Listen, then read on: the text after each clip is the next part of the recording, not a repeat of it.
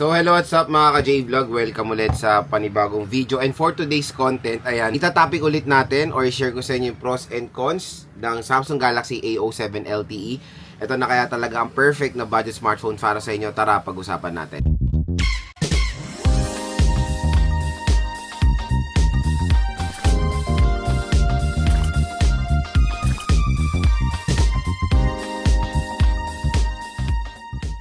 So for today's video, itong Samsung Galaxy A07 LTE, pag-uusapan natin yung pros and cons niya. Kasi marami nagde-decide bumili nitong smartphone na to at marami ring naguguluhan kung ito na ba ang perfect smartphone para sa kanila ngayon 2026. So nakakatuwa kasi sa A07 LTE, sobrang mura niya na lang po ngayon sa official store ni Samsung sa online.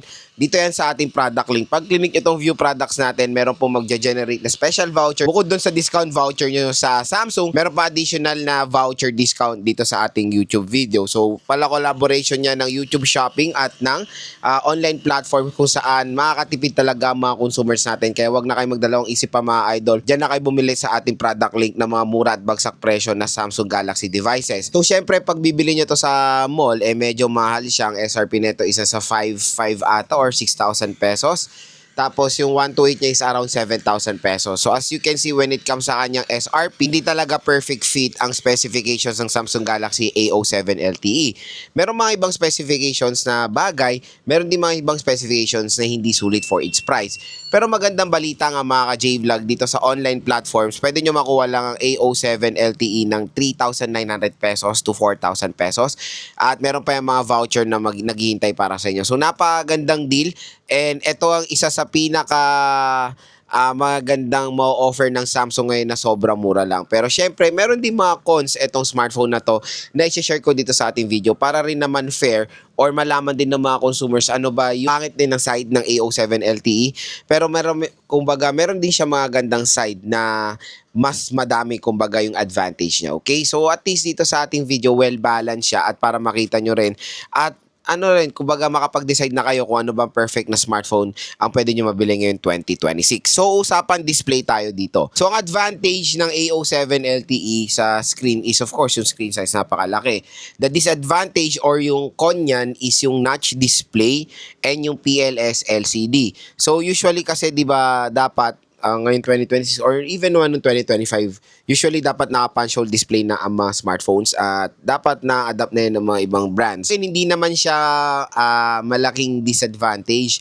Parang napansin ko lang yan na tagal nang ginagamit ni Samsung ang notch display sa ganitong mga presyon ng smartphones sila. Parang na-inlove na siguro sila sa notch display and syempre yung mga karamihan ng consumers natin, ayaw na talagang notch display. Marami pa rin ina-accept ang notch kasi nakikita ko naman sa comment section niya na wala naman daw effect when it comes sa performance. Totoo naman yan.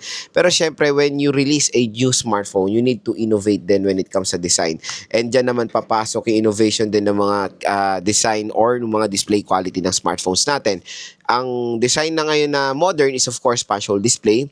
Mas better ang viewing experience, walang putol. Pero yun nga sa notch kasi may putol parang may tulo pa nga 'di ba na malaking uka dun sa harap. Na sobrang old na nung design na yun at mag-iisang taon na yung design na yun sa mga smartphones. I think nauso ang notch nung year 2018 na parang nagpa-hype dyan is yung Samsung and sinunod ni Huawei. Ewan ko, ganun yung track record ko when it comes sa ganyan. Hype.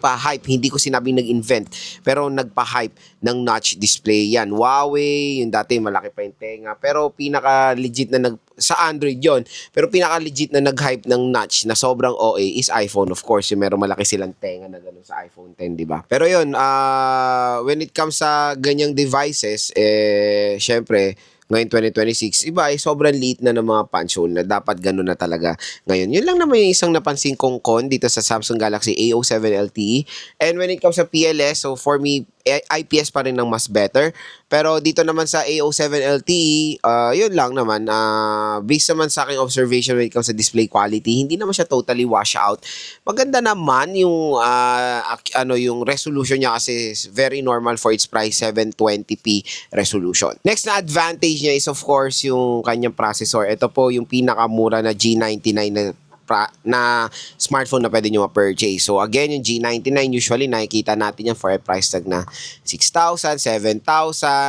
Pero ito, 3 to 4,000 pesos, pwede nyo makuha A07 LTE, naka G99 processor ka na. Napakagandang deal mula sa Samsung na nakapag-provide ng isang smartphone na merong snappy chipset for its price. So yan yung isang pinaka main advantage ng A07 LTE sa competitors niya out there dyan na merong Unisoc 7250, G81 Ultra, di ba? So when it comes sa gaming performance, yes, it can handle yung mga games natin. Pero ito yung isang con ng A07 LTE is of course yung storage. I don't know, hindi pa rin makamove on si Samsung when it comes sa 64GB, especially yan yung base model nila. So SRP niyan again napakalayo 5,500 pero 3 to 4,000 pesos 64GB medyo magiging skeptical na talaga mga consumers natin about dyan. Kung gamer kayo, definitely I will not recommend the 64GB dahil sobrang liit na po yan. Even 128 naman maliit na pero no choice.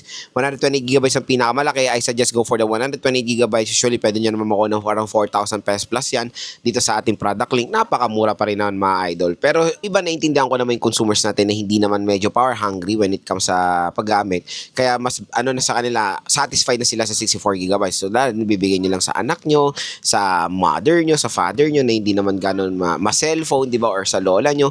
Pwede pa naman or napapagtyagaan pa naman ng 64GB kasi expandable naman ang kanilang storage via micro SD card. So kunyari mga photos, videos and all, dagay nyo na sa memory card para ma-maximize yung 64GB sa mga applications. Pero again, yan yung isang con niya kasi usually sa ganitong presyohan, even sa kanya SRP, dapat at least minimum na is 120GB of internal storage. So again, 64GB, pwede yan, depende na lang po sa consumer. Isang advantage ng Samsung A07 LTE is of course the software update.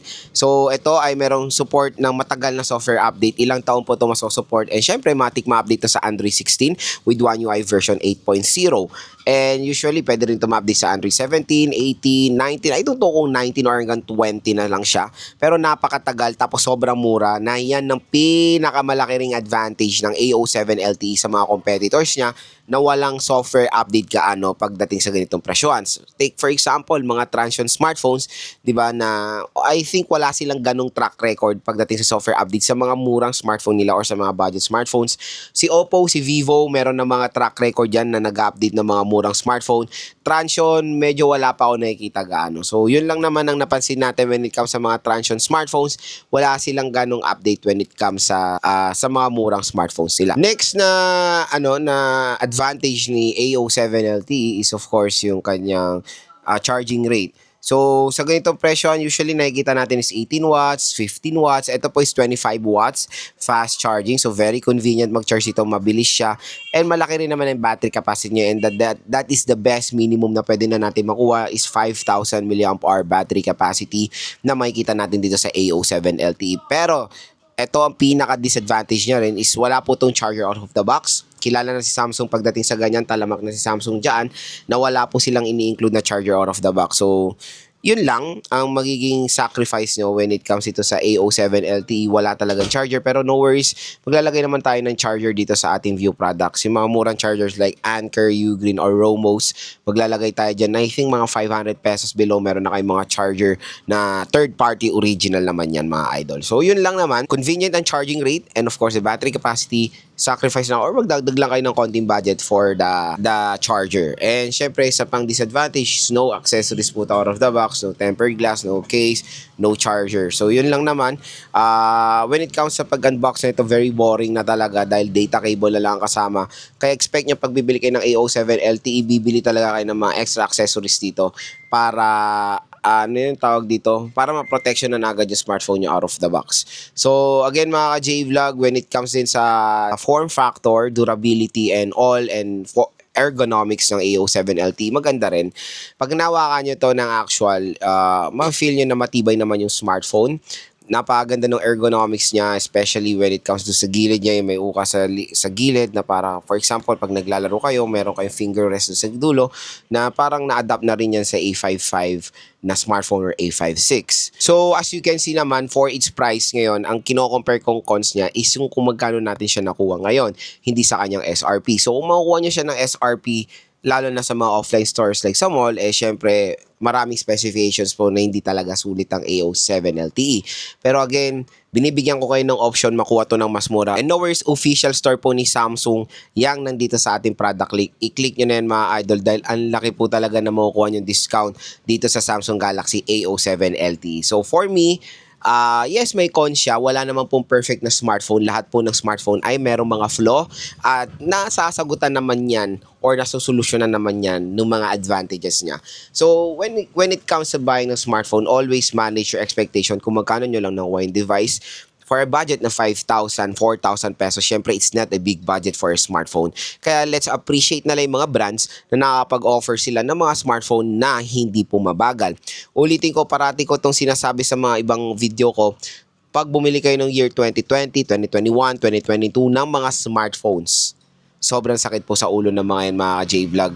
Budget meal pero basura ang chipset. Pero ngayon 2025, 2026, napakaganda na po ng mga in-offer ng mga brands ngayon sa mga ganitong presyo ng smartphones. Kasi syempre naiintindihan din ng mga brands ang consumers natin dito sa Philippines na hindi lang naman basta specifications ang kailangan.